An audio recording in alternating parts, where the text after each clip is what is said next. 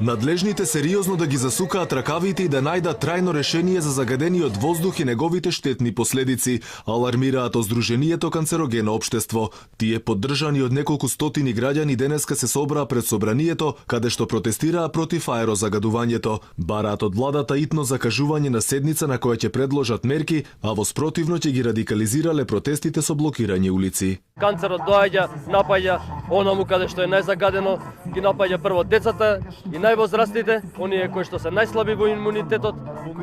Болниците се полни, Козле е полно.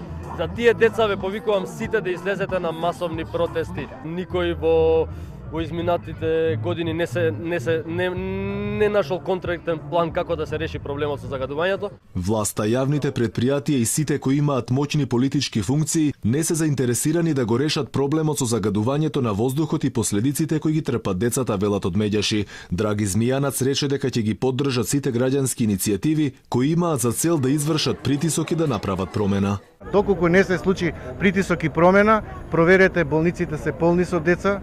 Секој второ дете страда од респираторни проблеми. Веќе неколку месеци наназад загадувањето е алармантно. Граѓаните и натаму дишат отровен воздух. Реагираат до властите за сериозно посветување кон решавање на проблемот. Градските власти, ја мислам, првен треба околу градежништво, во градежнава мафија да се преземат мерки, зашто многу зеленило се исече. Да излезе некој маж од владата и да си даде оставка, да превземе одговорност за сето ова загадување, да си оди од работа, на негово место да дојде некој поспособен.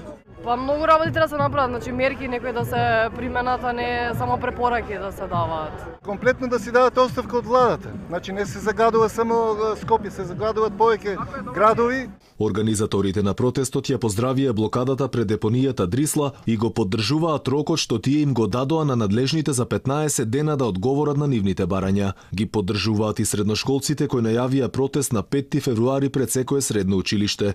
Инаку ниту дождот, ниту пак ветров периодов не беа доволно силни да го исчистат загадениот воздух кој сериозно ја премина црвената линија.